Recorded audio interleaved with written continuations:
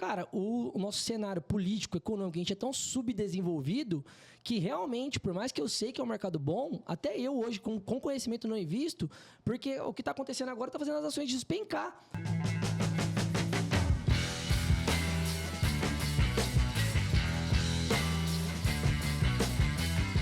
Bem-vindo a mais um Café The Brokers.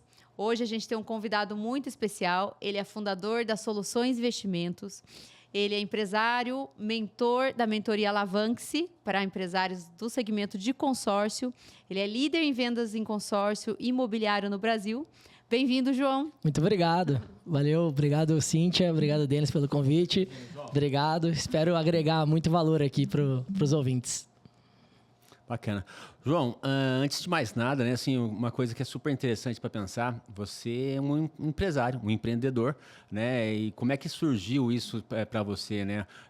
Quando é que saiu essa veia empreendedora? Conta um pouco mais da sua história, a gente entender um pouco mais de onde saiu o João para ser esse grande empreendedor hoje, né? De estar à frente de alguns grupos de empresários, né? E como que a gente vai poder ajudar as pessoas que estão aqui nos ouvindo. Então, assim, a trajetória é super importante para as pessoas entenderem como que o João vai poder ajudar nesse sentido, porque a vida da gente conta um pouco do que a gente é, né? Sim, com certeza.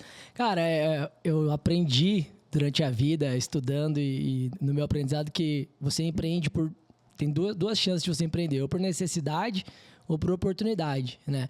E a minha foi por necessidade. Então, a vida foi me colocando nessa situação. Eu sempre fui vendedor, sempre quis ser vendedor. Então, isso é muito legal, né? O meu pai, a gente acaba, né? Os homens acabam tendo o pai como referência. E eu tive meu pai como referência e ele era vendedor de loja de eletrodomésticos. Então, ele passou por várias lojas. Então, eu lembro, assim, Desapel, uma época que eu era muito pequenininho, uma rede grande que veio a falir. Romera, Casas Bahia, uma das últimas. Grupo Salfer, que a Ricardo Eletro comprou. Então, ele passou por várias dessas lojas. E o que eu achava fantástico, assim, é que podia ter 10 vendedores na loja. O cliente chegava e falava assim, eu quero falar com o Torres. Aí eu achava isso muito... E aí, às vezes, de pequenininho, eu ficava um tempo ali na loja, esperando minha mãe passar para me buscar algo assim. Eu ficava vendo isso. Falava, cara, eu quero ser querido igual ao meu pai. Né? Das pessoas quererem comprar comigo, sendo que tem mais 9 como opções. E aí, o meu primeiro trabalho foi como auxiliar de almoxarifado. Né? Então, uma coisa que eu gosto de falar bastante também é que, assim, eu não precisei trabalhar até os 17 anos, por mais que eu venha de uma família super humilde. Minha mãe falou para focar mais ali no colégio. Não era bom aluno não, mas ela falou para focar nisso. Só que aos 17 já, agora tem que arrumar um trabalho.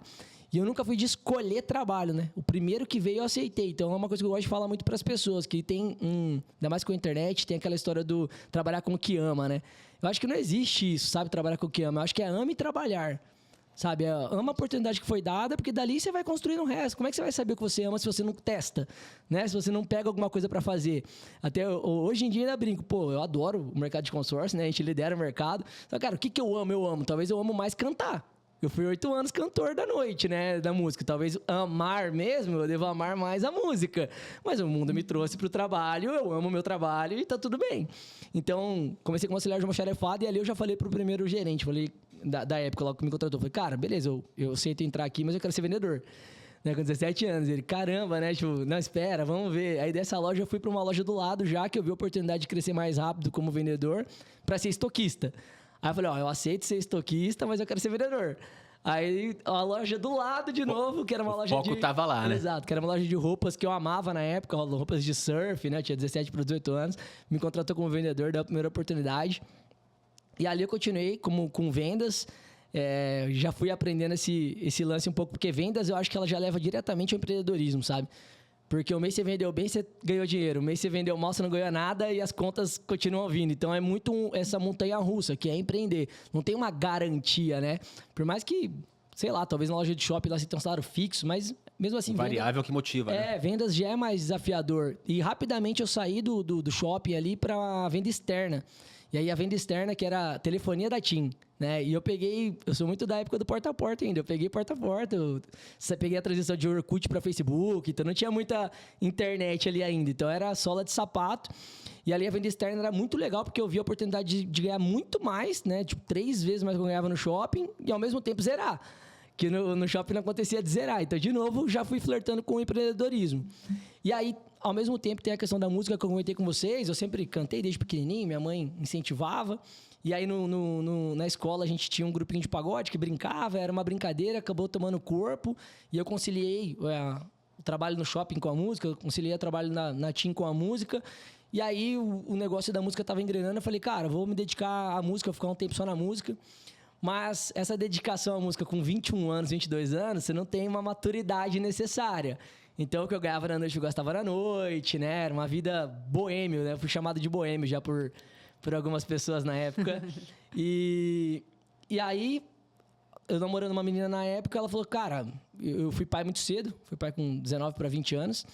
E ela falou, cara, sua filha vai começar a ficar grande, vai começar a te pedir algumas coisas, o que você ganha na noite, você gasta na noite, eu acho que você tem que pensar mais no seu futuro. Ela já estava se formando como psicóloga, eu sem faculdade, sem nada.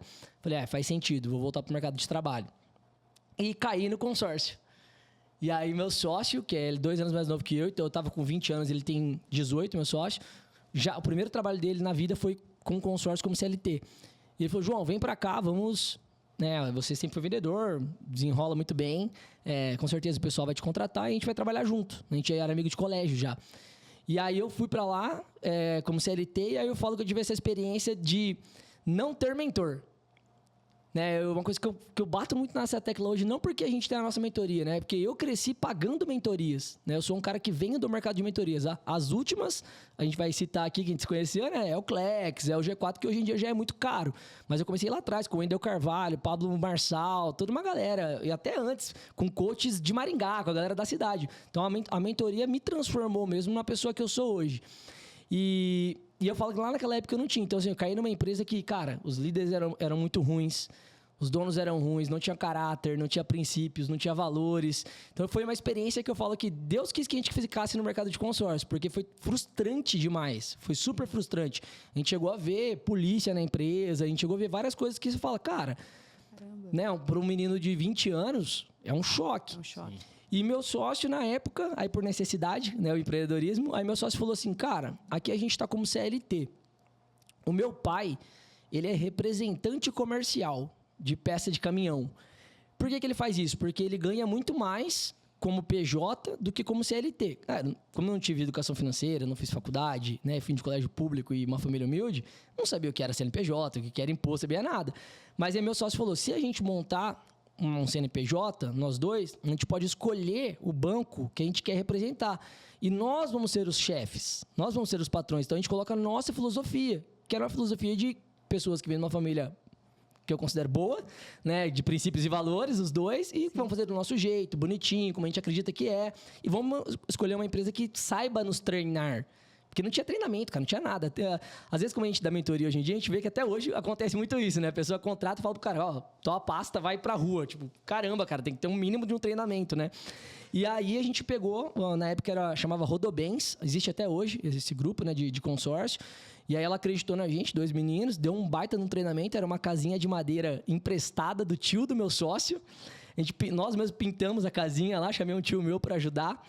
E aí, dentro dessa portinha, 2 meninos novos, o cara da Rodobens acreditou na gente, deu um treinamento. A gente começou a aprender sobre isso. Depois a gente pode continuar o papo, a gente passou por muitas jornadas ali. Mas dali que veio o empreendedorismo, né? A gente ficou muito tempo como uma eu-presa, onde o que eu vendia era do João, o que o Gustavo vendia era do Gustavo. Então, se o Gustavo vendeu bem, o João vendeu mal, eu tô pobre, ele tá rico. E vice-versa. Mas foram quase 7 anos, né? Foi quase 2 anos de CLT, a gente tendo essa mal experiência, 1 ano e meio. Aí, em 2012, a gente fundou o CNPJ. De 2012 a 2019, foi 7 anos de eu-presa. Então, foi 7 anos de não ter essa mentoria presencial. Aí eu comecei a fazer essas mentorias online. Então, eu comecei a escolher as pessoas que eu ia seguir. É todo um processo, até porque eu venho de um estágio muito baixo, né? Então, eu falo de não se comparar com os outros também, né? Cada um parte de um ponto de partida. O meu ponto foi muito baixo, então levou mais tempo do que algumas pessoas. Foram 7 anos. E aí, em 2019, que a gente montou a empresa, escritório físico, trazemos mais um sócio e começamos a contratar colaboradores. E aí, de 19 para 24 e agora 25, 5 anos que foi realmente o nosso crescimento, de sair praticamente do zero em consórcio imobiliário, que lá atrás a gente vendia consórcio de moto, de carro, de silicone. E aí 19 que a gente posicionou como imobiliário. Então, em 5 anos a gente saiu do zero para o primeiro do Brasil. Então, aí foi um crescimento exponencial. Bacana, fantástico, Bacana. né? E o consórcio é uma ferramenta poderosa no mercado imobiliário, ainda mais considerando o Brasil e as taxas de juros, né? Sim. A gente conhece aqui os 2 mercados que a gente tem incorporadora no Brasil e a gente também ajuda brasileiros a investir em Miami e Orlando, né? Fala um pouco pra gente, João, como é que você vê essa questão do consórcio aqui no mercado imobiliário e fala um pouco também das soluções, né? O que vocês fazem, quais que é as soluções que vocês trazem. Tá. Bom, eu acredito muito que a ferramenta do consórcio imobiliário serve para qualquer tipo de pessoa. Desde que a gente parta de um princípio, que até foi pauta de um assunto hoje, acho que no celular aqui com seguidores, com mentorados, da educação financeira. Ele ainda vai ser discutido enquanto a nossa educação financeira não estiver muito bem espalhada. E a educação financeira no Brasil é um oceano azul. Né? A conversa surgiu hoje porque uma mulher mandou na minha caixinha, uma pessoa, minha mãe tem 500 mil na poupança. Aí um seguidor meu falou assim, cara, 2025 a pessoa tem dinheiro na poupança ainda? Então, assim, tem de monte. Então, assim, não teve educação financeira na escola, não tem ainda, não é que não teve, eu acredito que as escolas ainda não têm oficialmente, uma outra pode ter. Nas faculdades não tem. Então, ainda é um oceano azul, né? Por mais que eu modelei muito a XP no meu modelo de negócio. E eu falo assim, não se falava de investimento no Brasil. A XP veio, educou o mercado e virou a gigante que ela virou. Só que quantos por cento da população investe na XP? 3%? Olha o tamanho dela. Tá entendendo? Então, assim, o mercado é um oceano azul. Então, beleza. Aí, vamos lá. Se todo mundo tivesse educação financeira, serviria para todo mundo. Como a maioria não tem, e dessa maioria que não tem, a grande maioria vai estar na base da pirâmide, o que eu enxerguei vindo dessa base, lá de baixo, foi que assim, cara, eu não vou... Ó, o banco em si, as administradoras até oferecem muito para a classe baixa, como a ideia do primeiro sonho, da conquista, do primeiro imóvel, só que ele não tem essa maturidade de educação para entender isso, que demora tempo, que leva tempo. Ele tem que pagar mais caro, porque daí a vida não é tanto quadradinha, tão bonitinha, tão simples de matemática pura. Né? Tem o sentimental, tem o emocional, tem o que te deixa muito melhor. E eu dou exemplo de casa. Meu pai e minha mãe, o sonho da minha mãe sempre foi o primeiro imóvel. Eles foram financiar Minha Casa Minha Vida quando eu tinha 22 anos. 22 anos eu já estava no consórcio. Por que eu não vendi um consórcio para minha mãe? Porque a minha mãe não vai ficar esperando. Ela nem merece isso. Entendeu? Ela já estava ali com seus 40, 50 anos, vai esperar mais 15 para o primeiro imóvel. E ela não aguentaria pagar um aluguel de uma parcela de um consórcio. Então, o que eu comecei a enxergar foi assim, cara, serve para todo mundo. Não é todo mundo que tem educação. Quem tem mais possibilidade de ter educação, e se ele não tiver, ele tem dinheiro para pagar essa educação, é o emergente, então é o público A e B, e eu vou focar nessa pessoa, porque essa pessoa, ou ela já tem o seu primeiro imóvel, porque ela emergiu e conseguiu comprar, e se ela não tem, é porque ela tem o conhecimento que ela prefere ganhar dinheiro, investir dinheiro, do que ter o seu primeiro imóvel. São 2 motivos, então é mais fácil de eu educar essa pessoa. E aí, nesse intuito, né, das nossas soluções, eu mirei lá atrás, modelei a XP e falei, não se falava de consórcio no Brasil, a gente vai educar o mercado. Quando você vai educar, você tem que escolher o seu público-alvo, a gente aprende muito sobre o público-alvo, então eu educo todo mundo, eu educo a base da pirâmide, mas eu deixo claro que eu quero conversar mais com o topo, porque ele está mais preparado. A minha educação para a base é assim, cara, prospera primeiro, investe em você mesmo primeiro, investe em aumentar seus ganhos primeiro, investe em cada vez você ter mais dinheiro, para a hora que você tiver mais dinheiro, a gente volta a conversar. Né? Não pega o pouquinho que você tem e faz um aperto de investir. Eu acho que o primeiro investimento tem que ser... O que foi que aconteceu comigo? Né? Meu primeiro investimento foi sempre em mim. Meus sócios na época falavam, você é maluco, você paga 3 mil num curso, você paga 18 mil, você paga 100 mil. E cada vez foi falando que eu era mais louco. E tá aí o resultado, né? Cada vez que a gente investia, eu voltava mais. E aí eu vim para essa base, para esse topo da pirâmide, onde eu falei, cara, você já ganha bem, você sabe que tem que investir. Agora é escolher bem os investimentos e diversificar. Não existe o certo ou o errado, que é o que eu falo sempre na minha rede social também. Então, você vai para o mercado de consórcio, principalmente imobiliário, lá atrás, eu acho que agora está parando e tomara que esteja, até porque a gente incentivou muito que não se falasse isso. Eram alguns comparativos totalmente esdrúxulos de consórcio com financiamento. Sabe, umas contas que não tem lógica de fazer, porque o financiamento está te dando dinheiro agora, o consórcio vai dar depois. Aí o cara colocava só a taxa de administração do consórcio, mas não colocava o reajuste que o consórcio tem sobre o INCC. E aí no final dava muito mais, mas ele escondia isso na conta. Então, assim, cara, não se competem. Eu tenho uma dor agora, imediatismo. Eu tenho que tomar um financiamento, eu não tenho que fazer. Agora eu posso me planejar, eu tenho essa consciência de que eu estou indo bem na minha vida.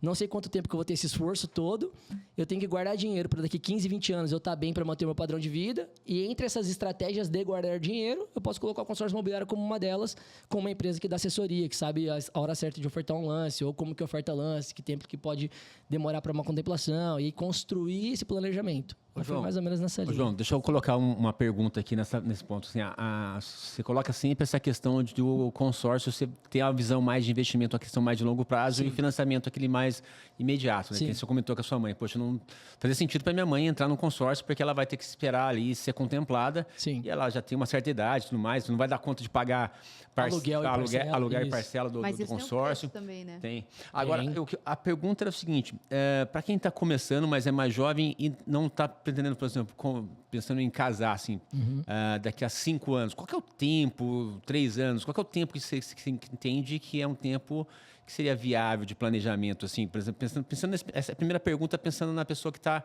nos assistindo, assim, o que é um tempo que eu posso ser de planejamento? Funciona ou não funciona para essa pessoa que está começando, ou só funciona para quem já galgou um pouco mais, já ganhou um pouco mais de dinheiro? Eu posso também usar no começo de vida, desde que eu tenha um tempo mais. Qual que seria esse tempo? Essa pergunta para esse público primeiro.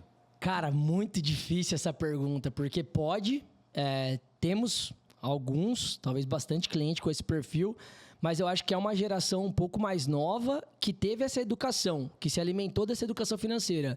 Ao mesmo tempo que o abismo é grande, o Brasil também é muito forte em educadores financeiros. Né? Eu cito o Thiago Nigro, né? Um grande exemplo. Ele é o maior do mundo, o maior canal de finanças do mundo. Então, assim, por mais que a gente tenha um abismo, a gente tem boas pessoas fazendo trabalho, né? Até me incluo nesse meio. Então, tem pessoas mais novas que entenderam isso. E aí, se ele tem esse prazo, e ele entendeu que beleza, eu coloquei um prazo de 5 anos, mas se não acontecer em 5, acontecer em 6, 7, não tem problema, porque eu tive a educação que faz mais sentido para mim eu manter...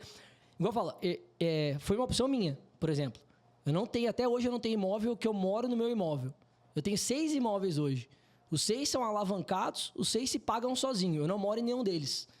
Mas eu tenho essa maturidade. Eu prefiro morar de aluguel onde eu quero, ter flexibilidade, escolher meu local. Porque o que acontece muitas vezes é que quando você toma a decisão de comprar o imóvel que você quer, nunca o valor que você vai pagar no imóvel que você quer é o mesmo do aluguel.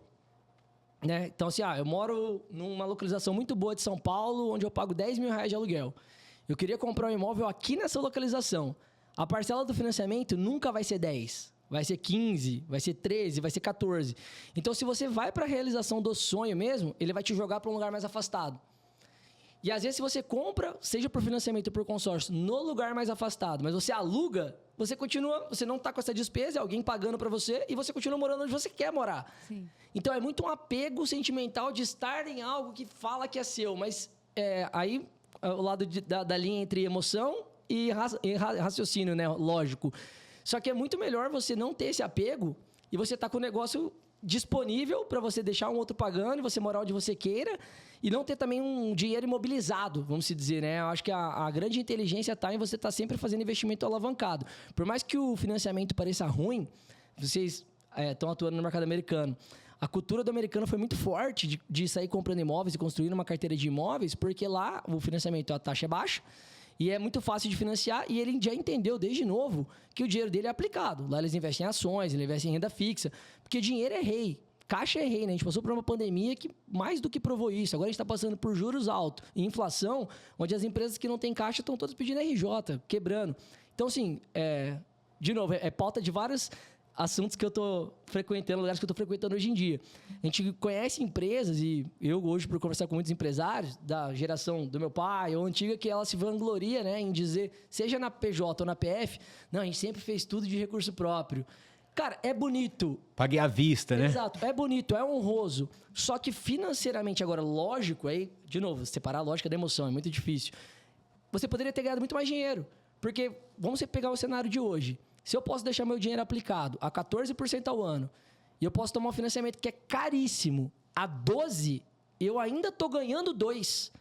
Então, eu estou deixando meu dinheiro, estou tomando crédito e estou ganhando 2%. Sim. Agora, depois do financiamento, tem a carta contemplada de consórcio, vai dar 9% ao ano. E depois tem o consórcio como planejamento, que daí vai dar 1% ao ano. Então, tem várias opções de alavancagem. Então, eu falo que sempre o melhor cenário é você se alavancar. Nunca você imobilizar, morar em algo de fato que seja seu. Mas daí tem a questão do emocional que vai interferir na pessoa. Não, eu quero morar num negócio que seja meu. E eu falo que, como é que é? Casa de ferro, casa de ferreiro, espeto de pau, né? Sim. Meu sócio, por exemplo, comprou o imóvel dele. Sim. Entendeu? Pra usufruto dele. É que é uma questão também cultural, né? Tem uma questão emocional, cultural, enfim. Mas eu concordo totalmente com você. Tanto que nos Estados Unidos, as pessoas que investem com a gente sempre indica que faça a alavancagem, porque lá os juros Exato. é baixo, Exato. né? Agora, no Brasil, você tem um juros muito alto. Então, acaba que o consórcio ele é muito mais vantajoso que o financiamento. Muito né? mais. No Brasil, tem uma questão das incertezas da política, da economia. As incertezas econômicas e as incertezas políticas, né? E a cultura que a gente foi educado por gerações, né? Então, seu pai, sua mãe foi educado ali para fazer a compra à vista. Então, aquilo vem sendo semeado há anos, né? Então, e a pessoa pegou Collor, que bloqueou o dinheiro dele no banco. Na poupança. Exato. Então ele fala assim, cara, não, é melhor fazer aqui, já comprar esse imóvel, já pegar 2 milhões, que eu demorei 20 anos da minha vida para ter esses 2 milhões, e empatar no imóvel do que deixar esses 2 milhões do lado no banco, porque ninguém sabe o que vai acontecer. Cara, aí você perdeu a liquidez, você poderia comprar esse imóvel de 2 milhões. Não é para não comprar o imóvel, Sim. mas compra ele financiado. E aí tem a outra cultura da parcela. Não aguento ficar vendo essa parcela todo mês, eu não aguento ficar vendo. Cara, mas você não tá pagando, você só tá vendo. Quem tá pagando é o aluguel, é o né? inquilino, ou então é o seu dinheiro aplicado que tá pagando. Então, assim, não é você que está pagando, mas tem essa cultura. Nossa, dói, cara, todo mês eu ver isso. E eu já, de novo, eu já passei por isso. Por isso que eu tô falando. Quantas vezes? Eu vim dessa criação. Então, quantas vezes eu olhei para minhas contas e falei, não, velho, faz isso daqui agora. Eu tinha parcelado em 12, eu falei, não, cara, me manda aí a quitação disso daí. Burrice, só pra não ficar vendo a parcela vir, mas no dinheiro tá tem rendendo, lógica, né? Eu acredito que seja similar, né, ao seu investimento, mas assim, às vezes você ter um imóvel também, a pessoa também tá ok, ele sacia essa dor, esse desejo dele ter um imóvel. Você tem, por exemplo, você falou, eu tenho mais de um imóvel e moro num que não é meu. Ok, você poderia falar assim, eu vou saciar de morar num que é meu, está tendo no bom de um, e os demais estão ali. Então, é tudo uma questão de equilíbrio pessoal de cada um. Com certeza. Mas nos Estados Unidos, o que a gente sempre fala é o seguinte, na questão da alavancagem. O brasileiro ele pode financiar 25% de um imóvel. Então, com um imóvel, 25% é um quarto do imóvel. Né? Você pode comprar 4 outros imóveis. Né? E aí, o que a gente tem de vantagem muito grande em Orlando e Miami, a valorização muito acima da média e uma valorização em dólar, né? Então uma valorização real mesmo. Sim. E aí você compra 4 imóveis diferentes e se aquele imóvel dobra de valor, você dobrou o valor em 4. Perfeito. Tá? Então, essa é a questão ali que é o grande ganho para eles. Por quê? Vamos supor, para fazer uma conta simples, né? Um imóvel custa $1 milhão. Nesse imóvel, você poderia comprar 4 imóveis diferentes, então você teria um bem de $4 milhões, né? 250 mil em cada um. 250 mil em cada um de entrada. Quando esses imóveis dobram de valor, que lá mais ou menos 7 anos, 6 anos o imóvel dobra de valor, você estaria com 8 milhões dos seus ativos, né? Só são 8 milhões. Ao passo que você tivesse um só, você estaria com apenas 2 milhões. Né? Aí eu não estou com dívida nenhuma, não tá, mas aquela parcelinha mensal que você está pagando, ou aquele ganho que você tem com a locação, é muito menor do que a valorização. Com 4 imóveis, você fez virar 8. E qual que é a sua dívida lá? Vamos supor que não pagou nada, você não quitou nada da dívida. Você tinha lá 750 mil de dívida em cada um deles. Né? 750 por 4, você vai ter 3 milhões de dívida. E agora você vai ter 8. Quita os 3, ainda sobra 5 milhões para você. Você investiu 1 milhão, você fez 5. Isso porque o imóvel já se pagou. O imóvel também paga as parcelas, porque a taxa de juros é super baixa. Então, o imóvel pagou as parcelas. Né? É a mesma pegada sua de você pegar o crédito e colocar no imóvel que se paga. Isso. E aí você tem uma valorização em dólar. E aí, quando você olha para o mercado brasileiro, você fala assim, poxa, você traz isso de volta no momento que você quiser trazer, você traz um bem muito mais valorizado. Por exemplo, quem investiu no imóvel há 10 anos, né, em dólar, estava pagando ali 2,70. Quanto é que vai estar daqui a 10 anos? Sim. Né? Porque, infelizmente, a nossa economia ela é uma economia que você tem que estar... Para você estar ganhando dinheiro no Brasil mesmo, você tem que estar ganhando mais de que 30% de valorização anual. Porque você tem que estar pagando os juros ali. Você tem que estar pagando os juros, você tem que estar pagando aqui no Brasil, você tem que estar pagando a desvalorização do seu real para você estar ganhando. Senão você está perdendo o valor. Então, você tem que ganhar... Quando você investe no Brasil, tem que investir num cara bom, num cara certo, que nem o João. Porque essa valorização tem que ser bem alta para cobrir a desvalorização do nosso dinheiro. É esse mesmo. E isso nos Estados Unidos, né? Que o financiamento é fácil de ser contraído, né? Exato. Agora, no Brasil, é mais difícil de contrair financiamento. A gente tem incorporador, a gente sabe, é difícil da pessoa... É burocrático, é mais difícil, são poucos bancos, né? E tá escasso agora também, né? Sim. Por conta a educação financeira, não só a nossa taxa de juros, com certeza, porque taxa de juros sobe, inflação está subindo também, está subindo as duas junto, que é... O que mais acontece é o contrário, é subir a taxa de juros para tentar controlar a inflação. A gente não está conseguindo controlar. A gente não está conseguindo. Então, assim, se subir os dois, aí ferrou tudo. Porque as pessoas vão fazer o quê? Atrasar as contas. Atrasou as contas e na inadimplência dos financiamentos vai lá em cima. Na inadimplência está lá em cima, o banco fala, cara, não vou liberar. Não vou mais. Então, por mais que a taxa tá 12% ao ano, que é muito caro, ainda é só para quem pode. E aí ele vai te fechando a torneira cada vez mais. Você já tem financiamento? Esquece. Até se quitar esse financiamento, eu não te libero outro. Então, é toda uma questão cultural e econômica que a gente tem que se antenar, que é isso que eu falo. Então, até na alavancagem em si, como eu falei aqui, hoje, ainda compensa, caso você consiga aprovar um financiamento no Brasil hoje, se você tem o dinheiro, né? Lógico, não para quem não tem. Então, eu tenho a opção de gastar os 2 milhões ou de financiar os 2 milhões. Cara, financia os 2 milhões, porque é 12 e é 14. Só que, ao mesmo tempo, você poderia...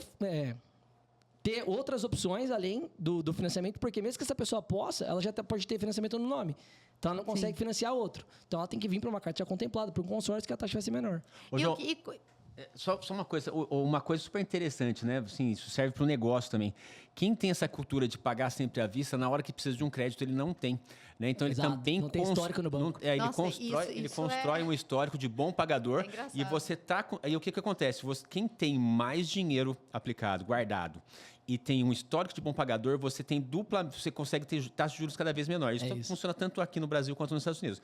Tem o dinheiro guardado, né? O banco te vê como um cara que tem, além de ter um histórico de bom pagador, então você tem um histórico de bom pagador, tem dinheiro guardado. Esse cara tem dinheiro para me pagar, esse cara tem um histórico que paga corretamente e você consegue o que? Taxa de juros ainda menores. Então, quem começa a investir com a gente nos Estados Unidos, por exemplo, ele pega uma taxa de juros ali em torno de 6,5%, 7% anual, mas tem clientes, por exemplo, que já tem bens ali que seria suficiente para cobrir aquele investimento, ou dinheiro aplicado no banco, no negócio, e ele consegue taxas ainda menores, porque ele é um bom pagador, já comprou 1, 2 casas, e ele depois ainda tem dinheiro em caixa investido em ações, porque a diversificação é importante também, isso vai só somando.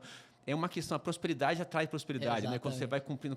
Dinheiro faz né? dinheiro, é puramente verdade. É puramente verdade. Mas a gente falou aqui da dificuldade do financiamento. Fala um pouco pra gente do consórcio, né? O que o consórcio se contrapõe ao financiamento, na sua visão, do seu conhecimento? E por que o consórcio é investimento na sua cabeça? Tá bom. É porque o consórcio, na verdade, por muito tempo, ele foi vendido como consumo. E lá atrás, quando poucas pessoas olhavam para o consórcio, você conhecia o consórcio de 2 formas. Da pessoa lá da base da pirâmide que eu comentei, que é o primeiro imóvel, e a mãe falava muito assim, né? O filho, pegar eu, né? Comecei a trabalhar no shopping, minha mãe, filho, faz um consórcio. Porque era é o jeito de guardar dinheiro. Tipo título de capitalização, Isso, né? Exato. Cara, porque sabe que é imaturo, sabe que né? Vai fazer um monte de cagada, então, ó, faz o seu consórciozinho, que era assim que chamava, né? Que daqui 5 anos você vai ter um carro, você vai ter alguma coisa. Mas era difícil quem ouvia isso. E aí depois a gente veio... para esse outro lado do consumo em si, que era a pessoa que quer o primeiro imóvel, ou a pessoa que não ia ficar pagando todo mês para ter disciplina financeira e esperar sortear, mas que tinha um valor de entrada, e aí começou essa comparação com o financiamento. Já que você tem esse valor de entrada, vamos dar um lance para contemplar. Que daí o lance nada mais é que um leilão, quem dá mais leva. Só que lá atrás, cara, 15 anos quando eu comecei, ainda tinha grupos de consórcio que você conseguia dar um lance legal para contemplar, porque... Até foi um post de hoje. Em comparação, fevereiro desse ano a fevereiro de 24, cresceu 137% o consórcio. Caramba. Então, imagina o tanto de pessoas novas que estão entrando. É muita gente. E hoje o consórcio está muito em alta e é uma previsão para mais 3, 4 anos, porque a nossa taxa vai continuar muito alta até arrumar tudo isso que está acontecendo, vai demorar. Sim. Então... É a bola da vez do mercado financeiro, por exemplo. Já começou a rolar fusões de empresas, M&As, é um mercado que vai estar se antenando, porque os grandes bancos já entraram. XP já entrou, BTG já entrou no consórcio. Então, assim, é a bola da vez. Sendo assim, teve uma migração de pessoas para o consórcio muito grande, que fez com que esse lance livre, que é quem dá mais leva, inflacionasse. Então, hoje, a pessoa vender o consórcio para consumo, para imediatismo, que eu falo que não deve ser vendido, por que eu falo que não deve? Porque financeiramente, de novo, entrando na educação financeira, não compensa.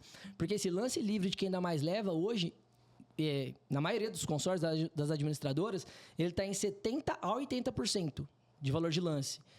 Aí, qual que é a conta que eu faço? Vamos pegar que é 70%, que é difícil você contemplar com 70%, porque tem várias pessoas ofertando. 70, 71, 72, e vai contemplar 2, 3, de acordo com o saldo de caixa do grupo. Né? Então, não vai contemplar tanta gente.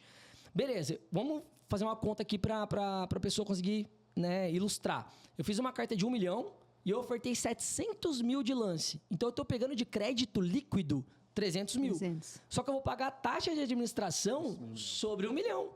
Então, fica mais barato eu financiar só os 300 que me falta. Porque eu vou pagar a taxa de juros só sobre os 300. Então, financeiramente, é mais atrativo o cara fazer isso. Só que o que acontece? Como a gente começou a trabalhar esse mercado, entrou muitas pessoas, o cara viu que o lance ficou alto, automaticamente alguns, né, ofertou esse 70, 80 para quitar, para se livrar disso, porque precisa de crédito, porque não pode mais fazer financiamento, porque está tomado, não sabe fazer conta. A mesma forma, tem pessoas que falam assim, cara, eu tenho até clientes assim, eu vendi para ele sem pressa, só que a cultura nossa é essa, todo ano ele fala, quanto que tá o lance? Aí, todo ano eu tenho que explicar, cara, tá 70% por causa disso, por causa daquilo, por causa daquilo. Aí ele, então beleza, vou pagar sem pressa. Daqui um ano ele me liga de novo. Mas o que eu quero dizer, isso fez com que mais pessoas tirassem essa angústia e deixassem o consórcio como investimento. Tendo esse consórcio como investimento, essas pessoas começam a ser contempladas por sorteio, por um lance que é só da própria carta, que a gente oferta, que é só 30%, que daí a conta compensa muito. E a hora que essa carta vem e é contemplada, se essa pessoa já estava sem pressa, tirou alguma coisa da cabeça, ou se fez como investimento mesmo, que é o que a gente ensina hoje, às vezes ele não está com uma demanda imobiliária, muito no momento. E a gente apresenta uma conta para ele que eu falo assim, ô Denis, você tinha uma carta de 1 milhão, você começou a pagar sem pressa, você pagou 100 mil de parcela até ser contemplado. Contemplou. Você não sabe o que fazer com isso agora. Eu vou dar a opção de ajudar ele no imóvel. Mas às vezes eu falo assim, cara, só que eu compro ela de você a 200 mil. Então eu te dou seu 100 mais 100. Isso, sei lá, em 2 anos, se a gente trazer a comparativo de aplicação financeira, no banco você ia estar ganhando 1,2% ao mês, 1,1%, e aqui está te dando 2,5% ao mês. Cara, você nunca mais vai achar isso. Sim. Compensa vender, colocar essa grana em caixa e fazer outra carta. Porque você não está com demanda imobiliária, né? E às vezes o cara não quer fazer essa alavancagem para 15 anos. Por que eu estou contando essa história? Porque eu compro as cartas do meu cliente hoje em dia. E aí o que eu faço? Eu vendo ela já contemplada. E aí a carta já contemplada, ela equivale a um financiamento, como eu comentei, ela já está contemplada, e eu não preciso dar aquele lance de 70%, porque eu vou vender a carta já contemplada a 35%. Hoje está 35%, quase 40%, porque a Selic está em 14%, quando a Selic estava em 9%, 8%, 10%, cai para 30%, 32%. A gente vai acompanhando a Selic porque é o mesmo produto. Estou te dando um crédito já liberado, então o mercado é inteligente, ele precifica, estou te dando a mesma coisa com financiamento. E aí o que acontece? Por que a pessoa vai tomar a contemplada ou o financiamento? O custo final das duas, como eu estou colocando esse ágil, esse ganho entre o valor que eu paguei e o spread do ganhador da carta e o meu spread no meio, o custo final vai ficar parecido com o financiamento. Então, o que vai mudar? O financiamento na SAC ou na Price? O financiamento na SAC é 30% de entrada, na Price é 50%. A contemplada, 35% a 40%. Então, ela está ali na mesma média. A maioria das pessoas acaba optando pela SAC, por ser mais flexível, a parcela vai diminuindo e tudo mais. Não fica aquela parcela igual a vida toda, né? E a Price fica um pouquinho mais cara no final também, se eu não me engano. Então, o que acontece? A SAC, como ela é uma parcela maior, a parcela que inicia, muitas vezes, estrangula a pessoa.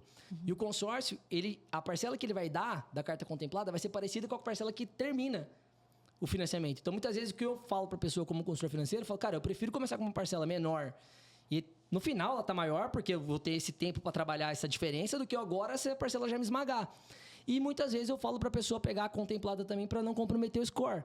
Ou ela já está com ele comprometido, ou não comprometa ele agora, porque quando a nossa taxa de juros cair, mesmo que seja daqui 4, 5 anos, você está com ela livre para tomar um crédito. Por exemplo, eu nunca tomei financiamento. Na época da pandemia, eu ainda estava começando a dar certo na vida. Então, eu não peguei as taxas que alguns amigos pegaram, 6%, 7% ao ano. Se um dia eu voltar para essa taxa, eu vou pegar. Sim. Porque eu vou diversificar minhas estratégias de alavancagem, entendeu? Não vou pegar agora porque eu não preciso, eu domino o mercado que eu tô. Eu tenho taxa menor na minha mão. Por que eu vou pegar essa daí que tá na maior das histórias? Então, não faz sentido. Mas a gente vendeu nesse formato. É isso que é... Ô, João, deixa eu tirar uma dúvida nesse sentido, né? Aí você falou assim, ó, quando a carta está contemplada, mas aí você tem, por exemplo, você fez uma carta de 1 milhão, por exemplo, para facilitar a conta de novo. Você foi lá, pagou 300 mil, ainda tem 700 mil ali de gap. Né? Aqueles 700 mil vai gerar uma parcela, vai continuar a parcela que você estava, aquilo não vira um comprometimento de renda também? Como é que é essa questão, assim? Porque muita gente também naquela base, ela pensa que vai chegar e vai simplesmente não precisa comprovar crédito, nada. Na hora de comprar, não. Mas na hora de contemplar, de liberar o crédito, vai. Sim. E isso também, apesar de parecer estranho, as pessoas também da classe AA ali, às vezes, não têm essa consciência. Na hora de liberar seu crédito, ele tem ali uma questão de ter um compromisso com a sua renda, né? Como é que funciona? Esse foi um outro motivo que fez eu escolher mirar numa classe mais qualificada. Porque se você olhar no Reclame Aqui, as maiores reclamações que existem de bancos e administradores de consórcio é que o cara foi contemplado e não consegue usar. Só essas maiores. E essa dor resolve aonde? Na ponta, na venda. É o vendedor que... Eu aprendi muito sobre isso, eu gosto dessa frase. É alinhamento de expectativa. Toda empresa é alinhamento de expectativa. Você com o cliente, você com o seu colaborador, no relacionamento, né? Em casa é alinhamento de expectativa, cara. O que você espera? Consigo te entregar? Vamos alinhar já. Como que vai ser mais ou menos.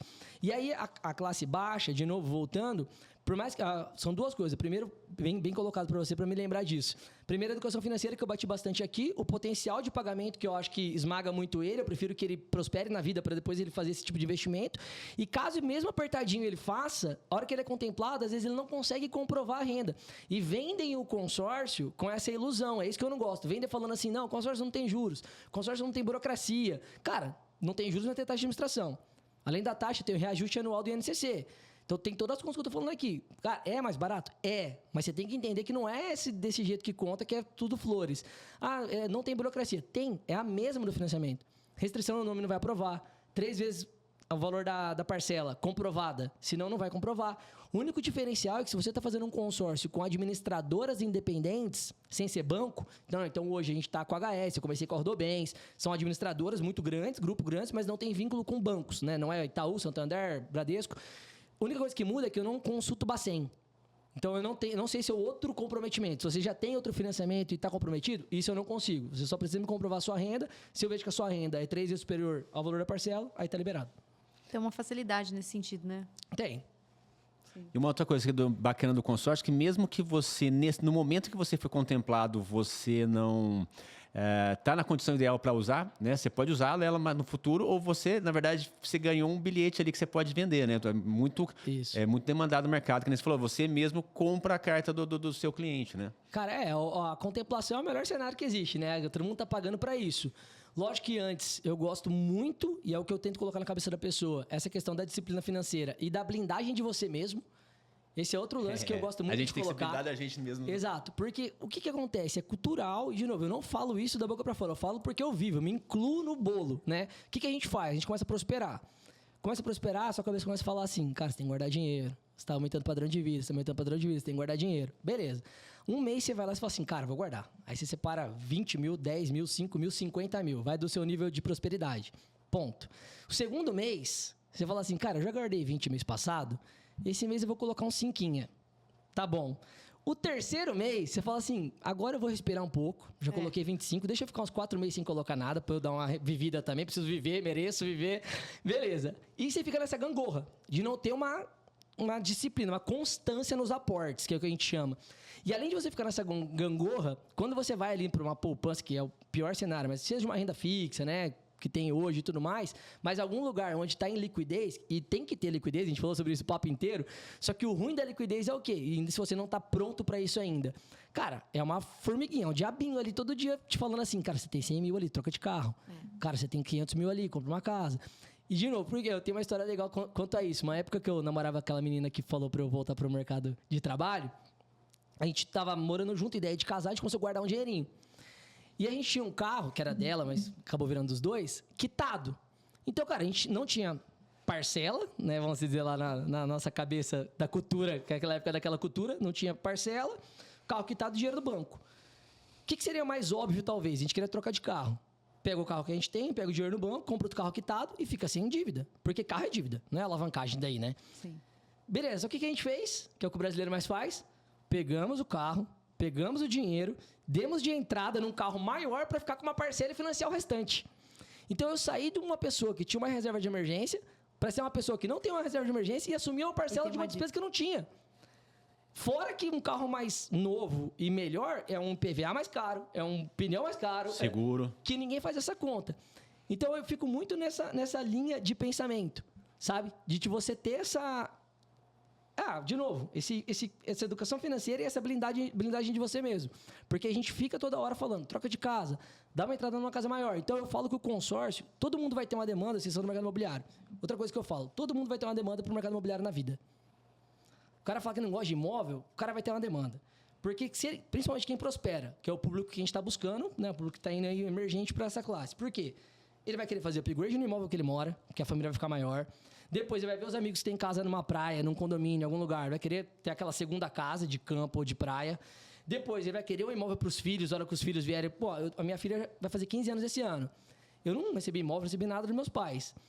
Eu tenho toda aquela história, a vida não pode, tem que ser mais difícil, a vida deles, eu não tem que ser, né? O Flávio fala que não tem que ser, tem gente que fala que tem que ser. Cara, eu vou dar um imóvel para minha filha. Eu já decidi. Não sei se ela vai ser mais fácil a vida dela, se vai ser mais difícil, se ela vai se sentir mimada, se ela não vai sentir, mas é uma realização minha, né? Então eu vou dar esse imóvel para minha filha. Então eu vou ter essa demanda daqui, sei lá, 5, 10 anos. Cara, sempre em alguma fase da vida você vai ter uma demanda imobiliária. Só que o que as pessoas fazem? Elas não se preparam para isso.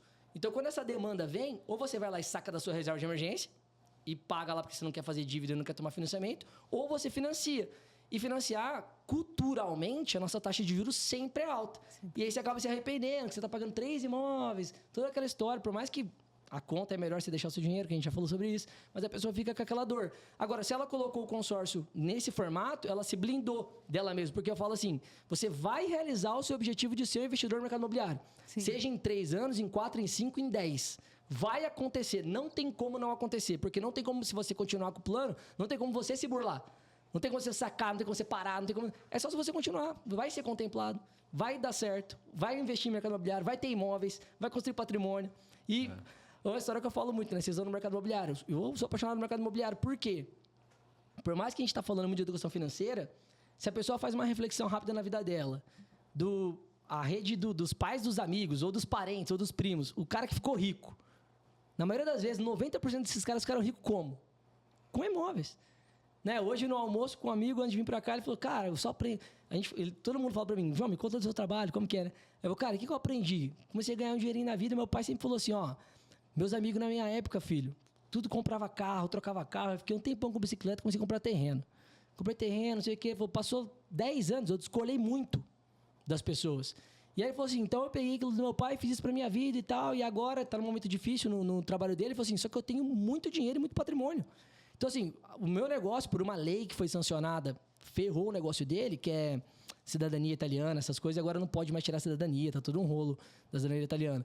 Só que eu tô muito tranquilo, porque, cara, eu tenho muito patrimônio, eu tenho muito dinheiro, porque ele tomou essa atitude também, de ter uma vida menor no padrão de vida, mas fazer esse investimento no mercado imobiliário. É o que a gente mais escuta falar. Né? O mercado imobiliário, ele é, assim, é o que o Bitcoin vende, né? Que é uma questão de limite, né? Ninguém vai fazer mais terra. É o que tem, não tem mais terra. Então, é um bem finito, né? E você, assim eu lembro, por exemplo, na época do meu pai, que ele comprou um Fusquinha, né? E tinha um Fusquinha, foi a realização da vida dele, o primeiro carro dele e tudo mais. Primeiro e único, na verdade, que não deu muito certo o Fusquinha, quando ele não dirige mal pra caramba. Aí ele tinha o Fusquinha e ele tinha o mesmo Fusquinha, o Fusquinha 67. Ele comprou o Fusquinha na época e comprou também uma chácara. Aí o Fusquinha valia mais do que a chácara. E assim, hoje o que vale um Fusquinha, né? E o que vale que vale essa chácara? Assim, o nível de valorização e despesa. Uma é despesa e o outro é investimento. Né? A chácara está na família até hoje, né? Ela vale, sei lá, 100 vezes mais do que ele investiu na época. Eu nem faço essa conta, porque é um bem de família, mais de coração, né? Mas assim, é um bem totalmente escasso. Uma coisa que às vezes a pessoa tem um receio de investir em imóveis, né, é a questão da liquidez. E uma coisa que é bacana que tem em Orlando, por exemplo, que chama muita atenção, uma casa em Orlando, você tem o tempo médio em mercado de uma casa em Orlando está ali em torno de 30 dias. É basicamente um CDB. Sim. Né? 30 dias você coloca um imóvel para vender, em 30 dias você está com o imóvel na sua mão. E aí, se você tiver um desespero um pouco maior, você coloca abaixo do mercado, você vende ainda mais rápido. Mas na média, a liquidez de uma casa em Orlando é de 30 dias. Então, você está investindo num imóvel que é um bem palpável, né?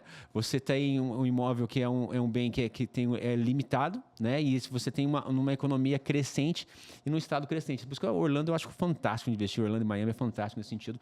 E o mercado imobiliário de uma forma geral, né? No Brasil também, assim, não tem imóvel que volta para trás. Não tem terra que vale menos, né? No longo prazo, pelo menos não. Às vezes você tem ali um evento específico ali, político, que pode complicar, mas no longo prazo, imóvel vai ser sempre um grande negócio, né? E como o João disse, né? Não existe certo e errado também, né? Existe uma estratégia de diversificação. Exato. E existe a sua estratégia, o seu interesse pessoal, né? Que você tem que linkar os dois. E cada mercado vai ter a sua vantagem, né? Porque todos os meus amigos que vão para Orlando voltam maluco, que querem morar lá, querem ter casa lá. Todos, né?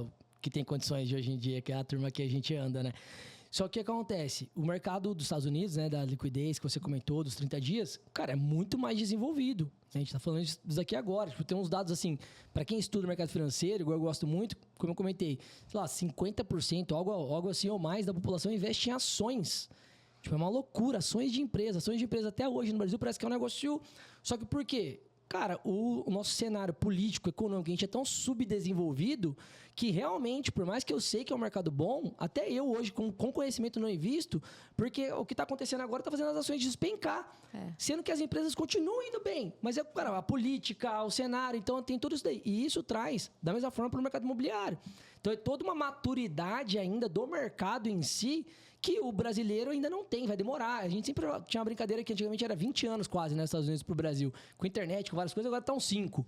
Né? Então, mas eu acredito nisso. E aí, a questão da liquidez, que me perguntam bastante também, e eu gosto de comparar de novo com o mercado financeiro, porque muitas vezes, quem consegue dar alguns argumentos ou objeções qualificadas desse jeito, não é a base. É difícil a base da pessoa que está comprando imóvel falar assim, mas eu estou pensando na liquidez. Ela nem entende o que é liquidez quase. É o cara qualificado, é o cara do mercado financeiro, que ele fala, não, é melhor você investir em fundos imobiliários, é melhor tal coisa, porque imóvel não tem liquidez. E eu concordo, desde que você não tenha uma boa assessoria, que a gente vem conversando hoje desde o elevador, do ecossistema e tudo mais. Então, quando você vai para o mercado, por exemplo, de investimento, numa carteira de ações, o que você tem que fazer na sua carteira de ações? Mensalmente, vamos lá, ou cada 3 meses, 6 meses, ou pelo menos um ano, você tem que balancear a carteira. Você tem que olhar o que está acontecendo, se essa empresa está indo bem, se os lucros da empresa, o balanço dela do trimestre caiu, se a cultura dela não está mais igual, se ela não está entregando mais aquele resultado. Você tem que fazer essa análise. É o que eles ensinam. Para os imóveis, eu acredito que é igual. Igual eu comentei com vocês, eu tenho 6 imóveis. Tem 3 que é no mesmo prédio em Maringá, que eu falei para meus sócios, cara, tá na hora de sair. Era uma região da cidade, do lado da UEM, que é uma faculdade super conhecida lá. Na nossa cabeça, cara, acertamos. Só que tá abandonada. Essas faculdades públicas, não sei, né, dependendo da cidade, estão abandonadas. E aí não tá vindo desenvolvimento para ali. Foi para o outro lado da cidade, aquele lado acabou. Tá abandonado, ninguém vai olhar. E, cara, tem tanto projeto saindo pro outro lado da cidade que eu falei, cara, vai demorar talvez 15, 20 anos para alguém voltar a olhar para esse lado. Sim. Então, o que a gente tem que fazer? Balancear a nossa carteira. Então, eu acho que muito quem fala que não tem liquidez é porque, cara, não teve assessoria desde a compra ou desde depois da compra de olhar isso daí. Porque, realmente, se você compra imóvel numa localização ruim, pode ser que a liquidez não venha mesmo. E aí que diferencia, de novo, você falou sobre isso, a gente falou sobre isso. Quando vocês até montaram a house para vender. O mercado imobiliário, cara, acontece de cair muita gente de gaiato. Né? Até meus amigos que fazem educação nesse mercado hoje, eu incentivo muito eles, né? E é os que se diferenciam por conta disso. Eu falo, cara, até hoje, pelo menos na minha roda de amigos, né? E é muito difícil as pessoas que prosperam, como a gente já falou, não investir em imóveis. Então, sempre o papo da roda acaba indo para imóveis. E sempre a gente fala como que é desqualificado. Sabe, o corretor, o trabalho, como que é ruim até hoje, como que não tem um portal, né? Então, nossos portais que existem aí, FIP, seja o que for lá, é tudo ruim. Né? Nos Estados Unidos, você comentou, tem um portal lá que é maravilhoso. Então, assim, essa questão faz com que você compre coisas com essas pessoas que o cara... Vamos pegar a moda do Airbnb, que é que eu uso para alavancagem no consórcio. Hoje fala de Airbnb para qualquer lugar. Né? Eu cito, por exemplo, Maringá, o cara que fala assim, tá lançando uma MRV, Minha Casa Minha Vida, lá perto do Parque Exposição, o cara tá vendendo como Airbnb, porque ele acha que é um negócio, e as pessoas sem conhecimento tá comprando. Cara, lá nunca vai dar bom Airbnb. Primeiro, talvez o prédio nem vai aceitar. Né? São Paulo começou uma onda de HIS, que é habitação de interesse social. E muita gente vendendo, não, que você vai fazer Airbnb, que você vai fazer tal coisa e tal. Cara, HIS primeiro nem poderia vender para investidor. Segundo, não vai deixar fazer Airbnb. Terceiro, você vai ter que vender para um cara que tem a renda de X, que ele teve que colocar o nome de um laranja. Então é tanta coisa que acontece nesse mercado que tem que ter essa qualificação. Sim. Que aí entra no lance que vai trazer a questão da liquidez, do preparo. Tudo volta na base da educação, né? O que eu queria comentar assim, nessa questão da assessoria mesmo? O que acontece? Aproveitar esse gancho para entender como é que funciona a assessoria. Tem muito do que o Flávio prega, a forma de atuar do Flávio no investimento. Tem uma hora para entrar e uma hora para sair. Exato. Aí isso é super bacana, porque quando você entra com a consciência que é um investimento, você escolhe a área adequada, então a gente ajuda a pessoa a identificar qual a área que tem maior potencial de desenvolvimento. Isso vai fazer com que você tenha uma valorização do seu imóvel. Perfeito. E aí depois, um segundo ponto, qual é que tem a demanda adequada, com o valor adequado para gerar a alocação do tipo Airbnb, que a gente, por exemplo, tem a alocação de dias, assim, ele ficou batizado, né? O short term ficou batizado como Airbnb basicamente no Brasil, né? Então, quanto que ele vai ganhar, qual que é a melhor taxa de ocupação, então tem características do imóvel, características da região, então a gente escolhe um imóvel que tem potencial de valorização, um imóvel que tem potencial de gerar renda ali para pagar as parcelas e com uma data certa para sair, porque tem uma série de coisas que motiva a pessoa a sair. Aquela região tem um potencial de desenvolvimento, ela vai desenvolver mais durante aquele período. Depois ela chega a um ponto de estabilidade, né? E se você não sair ali, você pode continuar ganhando, mas você vai ganhar na média do mercado. Para ganhar a média do mercado, cara, não precisa estar fazendo esse investimento mais inteligente. Pô, eu posso ganhar mais? Vou ganhar mais. Então, tem um tempo. Além disso, por exemplo, tem a questão das garantias da casa. A casa começa a ter manutenções maiores ou menores. Mesmo o apartamento. Então, você tem um apartamento, extensão, é só o apartamento, mas tem toda a infraestrutura da piscina. E tudo, pode vir uma demanda maior de custo. Então, a gente ajuda o brasileiro a escolher o imóvel adequado para gerar renda. Nosso foco é rentabilidade. Mas isso acontece no Brasil também. Sim. A gente só não tem essa cultura de olhar dessa forma, é o que o João falou. Exatamente. Né? E é isso que ele faz. Ele olhou lá, revê os imóveis dele e fala, poxa, aqui já não vou mais investir aqui, vou investir aqui, ou vou vender esse, vou investir aquele, enfim. É muito parecido realmente com os Estados Unidos que vocês comentaram, porque eu gosto muito, e eu falo que foi até um acerto nosso, eu gosto muito de nicho. Sabe, você tem que nichar, você tem que ser especialista numa coisa. Então, o que acontece? Lá atrás, o nosso maior acerto, que eu comentei da trajetória empreendedora, foi em 2019, a gente falar, cara, agora é só consórcio de imóvel, agora é só público B e A. Então, pronto, eu tenho um público, tenho uma galera que eu vou falar, que eu vou me posicionar, que eu vou entender. E é só para investimento. Então, como eu comentei com vocês, vai ter um cliente ou outro no meio do caminho que comprou para sua moradia? Vai. Até a gente postou um case de sucesso ontem na nossa rede social. Mas não é com quem eu me comunico. Mas eu não vou deixar de vender para ele? Não. Fez sentido, ele gostou, tá tudo bem. Sim. Agora, ele entendeu, né? Isso. Agora, o que eu vivo para mim, que é um pouco do skin the game também, né, que a gente fala. Eu faço para mim imóveis como investimento, né? A gente tá indo no 6º, 8º, algo assim, que é a road minha dos meus sócios. Cara, com 35 anos, eu tenho um potencial muito grande de com 45, 50 ter 20, 30, né? Se continuar nessa pegada. Então, só que é o quê? Imóveis que se pagam sozinho. Que a gente faz toda essa curadoria que vocês falaram. Quando veio a oportunidade dos meus clientes com crédito na mão, começa a falar, João, o que eu faço com o crédito? Onde que eu invisto? Que eu trouxe a parte da corretagem imobiliária, que tem a minha sócia, a Elô. Eu falei, Elô, a gente vai falar só de imóveis para renda. Então, assim, por que vai acontecer? Legal. Esse cara que tem grana, porque é nosso cliente, ele vai te procurar e falar assim, Elô, tô com a minha casa em Campos do Jordão, que vale 25 milhões, ou sei lá, algum lugar aqui que eu quero vender. Não. Porque não faz sentido. A gente diferencia a comunicação. Nossa, mas é comissionamento disso e tal, cara. Mas não é a nossa linha. A gente tá com um canhão atirando para um negócio só. Aí você começa a desfocar aqui, cara, a gente é especialista nisso. E essa especialidade ganha esse conhecimento que você trouxe. Como a gente só fala disso, só vive isso, cara, eu sei a localização, eu sei como que tem que ser o prédio, eu sei como que tem que ser a gestão, eu sei como que tem que ser tudo. Se eu fico tentando vender a casa de Alphaville de 15 milhões, tentando vender o apartamento de 400, tentando vender um pouquinho de cada um, eu não sei. Eu posso falar que eu sei, mas eu não sei. Ninguém sabe, porque é o gerente do banco.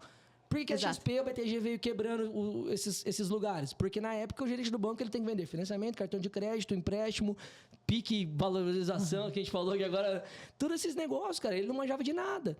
E aí a XP BTG veio com o lance de ser especialista, mas já estão se perdendo, na minha visão. Porque eles viraram bancos. Colocaram todos os produtos lá dentro e mandou o assessor tentar te empurrar todos esses produtos. Sim. Viram, depois não deu certo, que agora estão querendo nomear especialista de cada área também para ficar melhor, que é o que eu acredito. Mas, cara, eu gosto muito de pegar uma coisa e deixar naquela coisa que daí você consegue realmente prestar uma assessoria. Eu acho que uma dica para as pessoas que querem ter uma assessoria boa no mercado imobiliário, em qualquer ramo, é ver se a empresa vive só daquele posicionamento, sabe? Realmente aquele perfil. Até vi um Reels agora, só para terminar, de incorporador. Até falando, eu conheço uma incorporadora que é assim, que ela é focada só em estúdios, em prédios de estúdios. Então, eles fazem assim, no máximo 30 apartamentos, né? Tem incorporadoras muito grandes em São Paulo que fazem 400, né, apartamentos. Que, na minha visão, eu já acho errado. Porque se eu sou investidor, eu vou competir com outros 399. Começa a virar uma guerra de preço. Então, quanto mais boutique, menos, para eu, investidor, se eu estou pensando nessa renda, melhor. E aí, uma vez, trocando uma ideia com ele, me falou um negócio muito legal. Que ele falou assim, cara, como a gente só faz para essa pegada de Airbnb, então a gente só faz cidade turística, a gente só prefere muito pé na areia, então ele faz muito Trancoso, Campeche, lá em Floripa, sempre essas né, mais boutiquezinhas assim. E aí o que acontece? Se a pessoa vai para ficar no short stay, por pouca temporada, eu não preciso de lavanderia, eu não preciso de coworking, eu não preciso de salão de festa. Sim. Então ele começou a enxugar, falou assim, porque todo o metro quadrado, como são terrenos pequenos, porque é muito bem localizado, então ele pega terreno pequeno, isso é muito caro, todo metro quadrado tem que ser pensado em rentabilidade para o investidor. Eu falei, cara, sensacional. O cara tá nichado, focado, é uma conversa só, é um público só. Ele não vai vender um apartamento de 10 milhões no cobertura. Vai vender aquele ali em várias regiões do Brasil. Então, eu achei fantástico isso. E quando você foca, quando você identifica as empresas, as pessoas que têm esse foco, que é o nosso caso também. A gente nosso acredita foco muito em foco também. Nosso foco é não é a pessoa que vai mudar, que quer morar, que quer fazer uma migração também lá. O nosso foco é investidor brasileiro que quer, ora, usar o imóvel dele, mas o foco principal dele é o retorno financeiro, seja por valorização ou locação. Ele está pensando nessa questão de valorizar. E aí a gente consegue, quando a gente foca nisso, a gente consegue servir melhor o nosso cliente, servir melhor, porque a gente começa a ser especialista. E ele vai usar 2, 5 vezes por ano, mas e o resto do ano? Né? Que é tem o que gerar importa. renda. Exato. E aí a gente quer fazer o skin in the game, né? Nosso foco também é a gente fazer nosso investimento. Então a gente tem que viver disso. E aí quando você coloca a sua pele em jogo, também você começa a aprender, né? Eu falo assim porque o conhecimento entra por debaixo da unha, que nem o mecânico, ele que entra debaixo da unha, aquela graxa que entra, porque você vivencia aquilo. E aí isso fica cada vez melhor. E por incrível que pareça, João, a cultura nossa, inclusive muitos brasileiros acabam entrando no corretor tradicional brasileiro que só está ali no mercado americano. E aí ele acaba investindo de uma forma errada e isso acaba minimizando os ganhos deles ou até gerando prejuízo. A pessoa compra imóvel no nome da pessoa física, a pessoa compra imóvel pensando simplesmente em preço, a pessoa que é aquela pessoa que surgiu uma oportunidade, que o corretor tradicional surgiu uma oportunidade, ela pega e eu vou vender. Poxa, mas tem momentos que é melhor você não entrar nisso, tanto como profissional, porque você não vai conseguir prestar um serviço adequado. Sim. E aí você não vai conseguir entregar o que realmente peça. Então, aí muita gente acaba caindo nisso, né, amor? É igual no seu caso, né? É muito melhor usar o seu braço para escolher o melhor investimento, né, com o consórcio, do que a pessoa ir lá com outro corretor que vai vender para ele aquele que a incorporadora dá um incentivo maior, do que, né? Enfim. E eu falo assim também, né? O nosso mercado, vamos lá, não sei se é só imobiliário, deve ter mais mercados que são assim, mas ele tem o anjinho e o diabinho. Sim. Né? Que o anjinho, assim, até já vi vários cortes de rios falando, acho que um dos mercados que mais formou milionário é o mercado imobiliário, que paga muito bem. Então, isso é o anjinho. Cara, é muito bom você fazer pessoas prosperarem, né? Eu amo ver meus colaboradores ganhando muito dinheiro. Só que qual que é o diabinho? A pessoa só querer vender. Viver do imediatismo, viver do agora, porque ganha bem. Porque ela não pensa no jogo de longo prazo. Então, o que eu vejo muito no meu mercado, no mercado imobiliário, é isso que você falou. Às vezes a pessoa ela não ouviu o cliente, fingiu que ouviu, mas não ouviu. Não vendeu a necessidade dele, falou que vai ser que é para investimento, mas não é um lugar bom para investimento. Sabe, só pensou naquele comissionamento, que é um comissionamento muito bom. Só que ele vive do agora. E é muito uma escolha de vida. Hoje, como a gente comentou sobre aqui, a gente faz parte de grupos de mentorias, eu converso demais com esses mentores, né? Porque, cara, eu tô com 35 anos, tudo indo muito bem, eu gosto de não errar, aprender com o erro deles. E muitas das vezes que eu vou falar com eles achando que vai vir dicas empresariais, eles falam, João, é escolha de vida. Não é, parece que é empresarial, mas não é. Sim. Qual jogo você quer jogar? O jogo da perpetuidade, do longo prazo, ou o jogo do agora? Entendeu? Tipo, a maioria deles escolheu o do longo prazo. Só que tem pessoas que escolheram o do agora. E por que eu falo assim? O do longo prazo eu gosto, e eu tô vivendo ele agora, porque, como eu comentei, são 15 anos de experiência, 5 mais como empresário. Então ainda é muito recente esse jogo longo prazo. E eu já comecei a desfrutar do cara que comprou um consórcio comigo, compra imóvel comigo, a gente abriu um braço de private equity imobiliário também, que a gente faz funding para incorporadoras. para meus clientes mais primes, porque eles pediram isso para mim. Então, assim, tá vendo como é que a pessoa recompra várias vezes? Agora, esse cara que pensa no agora, não vai voltar, porque a pessoa não é...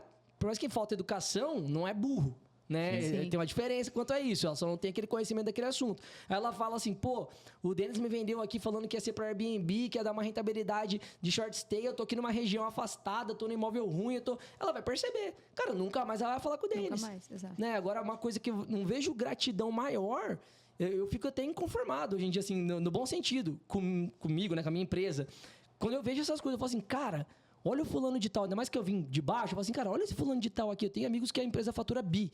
Eu falo, cara, o cara liga pra mim pra pedir conselho. Ou ele fala assim, João, o que você achar de oportunidade, você me manda, que eu pego. Então, assim, ele confia na minha curadoria. Por quê? E até tem um amigo que é investidor de empresas, que também conversa muito comigo, que ele fala assim, cara, eu vejo em você o princípio da honra. Tipo assim, eu sei que eu posso investir em você, porque eu nunca vi ninguém falar mal. Eu nunca vi ninguém falar que fez um negócio errado. Imagina uma pessoa que vive há 4 ou 5 anos em grupos de empresários que tem 200, 300. Eu devo ter, cara, 150 clientes no meio desses grupos. E ninguém nunca fala um A, é difícil. Sensacional. Então, isso você começa a viver isso, eu falo, cara, é isso que eu quero pra minha vida. Não quero viver do agora. Viver do agora é muito montanha-russa. Né? Porque, de novo, vai lá naquele início que eu vivia antigamente. Que era, agora eu vendi bem, ganhei. Porque eu só pensava no meu dinheiro ali no final do mês, pagar minhas contas, tomar minha cerveja, fazer um churrasco. Agora não, agora eu penso realmente nesse legado, nessa perpetuidade, que é o que a gente aprende um pouco com os mentores hoje em dia, né? Muito legal. Eu acho importante pro pessoal pensar, como identificar, que é difícil identificar hoje em dia, que tem muita gente que vende bem o negócio, né? Sim. Porque o que acontece? A pessoa, como identificar a pessoa que faz? É a pessoa que fala não, né? Porque quando você nicha, você, de certa forma, você está falando não para um monte de não. Vou dar um exemplo desse, cara, que é esse meu amigo que é investidor de empresa. Ele é advisor, M&A, todas essas coisas, né? Aí um dia ele falou assim, cara, eu tô aqui com uma rede de hotel muito grande e vieram oferecer uma operação de consórcio para eles, 50 milhões para eles fazerem um prédio novo e tudo mais. Cara, dá para fazer? Dá, mas a pessoa tem que ter um nível de maturidade, de conhecimento, de relacionamento e de planejamento, porque vai demorar pra caramba pra gente levantar 50 milhões através de consórcio. E eu vi ali que era uma demanda pra agora. O cara tá oferecendo, falando assim, não, faz aqui, dá o lance X que vai sair amanhã. E aí, eu tinha que assinar um NDA, né, de confidencialidade, para entrar na reunião, para saber quem era a rede de hotéis. Entrei na reunião, os caras me mostraram o que tinha sido apresentado para eles. Eu só cheguei por conta de acesso do nosso e-mail. O pessoal falou, cara, eu vejo seu trabalho na rede social, a gente tá no grupo de empresário e tal. E aí eu falei, cara, expliquei quanto é isso. Falei, cara, não dá para fazer. E aí a gente tá falando de comissionamento bom. Nosso mercado é igual de vocês, muito parecido. Sim. Então imagina uma comissão de 50 milhões. Qualquer vendedor vai falar, dá. Sim. O cara não tem medo da morte. Bem, a realidade é essa. Porque às vezes vai pegar um cara que não tem medo de, né, que anda armado. Então, e o que eu falei pra ele? Eu falei assim, cara, prefiro não.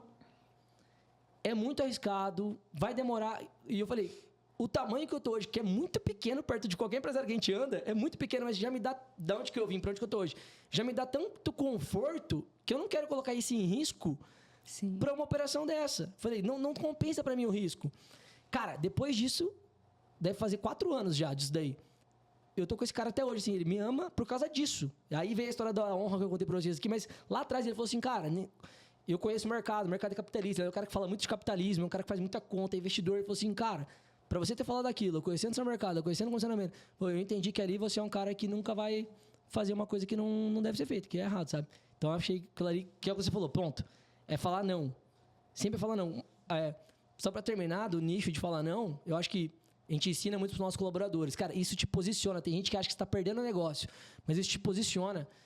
A gente chegava em cliente que queria essa pressa, que queria esse imóvel próprio, o cara que queria automóvel. Eu posso vender consórcio de automóvel. É normal, é o mesmo sistema. Eu entrar no meu sistema, a HS, que é o banco que eu represento, tem automóvel, é só cadastrar. Mas eu falo pro Denis, não. Caramba, cara, mas o Denis tá querendo comprar. Você tem pra vender. Por que você fala não? Porque eu sou especialista em imóveis. Eu só vendo imóveis. Então, assim, cara, mas é doído, eu sei, mas é gratificante. A pessoa tem que acreditar nisso. Ela tem que escolher um negócio e falar, cara, eu vou focar nisso daqui, vou ser o melhor disso daqui e vou viver isso daqui, né? Acho que você falou para as pessoas como que elas podem acreditar, né? Entender. De alguma forma, cara, na rede social, você conversando com a pessoa, é você identificar se ela vive aquilo que ela tá te vendendo, se ela tem o skin the game. Eu acho que o skin the game é muito importante. Legal. Legal. Bom, João, a gente tá chegando ao fim, né? Antes da gente finalizar, fala um pouco da sua mentoria, convida as pessoas, fala também das suas redes sociais para o pessoal te seguir e tudo mais. Beleza, gente. Pô, papo muito bom. Acho que dá pra gente ficar um dia todo, como vocês falaram. João Torre, na rede social.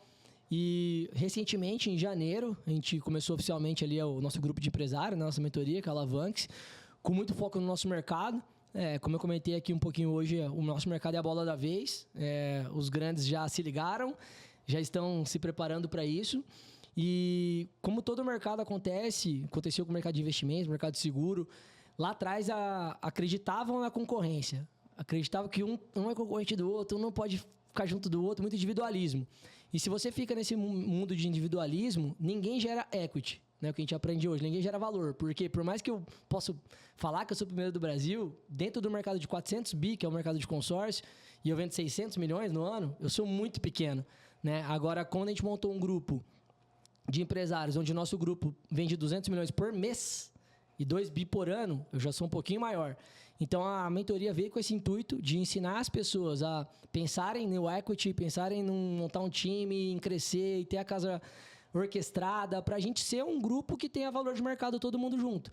Então, eu estou pensando nesse novo movimento do mercado, nessa consolidação do mercado.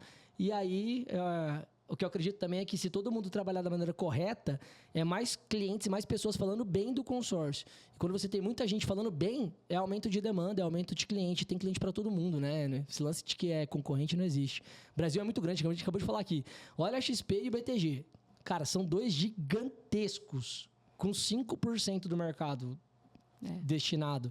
Então, assim, imagina para o consórcio, então, né? Então, tem muita coisa. Então, eu não acredito na concorrência, acredito na consolidação, na união do mercado, e é isso que a gente quer fazer com a mentoria.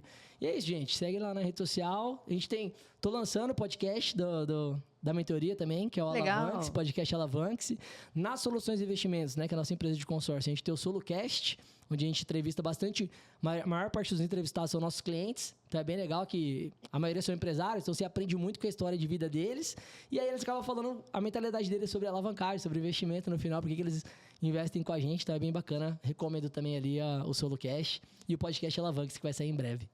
Legal, João. Obrigada. Eu que agradeço. Então, pessoal, hoje a gente recebeu aqui João Torre. Muito obrigada, né, pelo papo, né? A gente ficaria mais umas 4 horas. Mas a gente hoje vai encerrar por aqui. Obrigada por você em casa que está acompanhando a gente. Não se esqueça, se inscreva no canal, compartilhe, né, com quem você achar que é interessante esse conteúdo. E ativa aí o sininho para não perder os próximos episódios.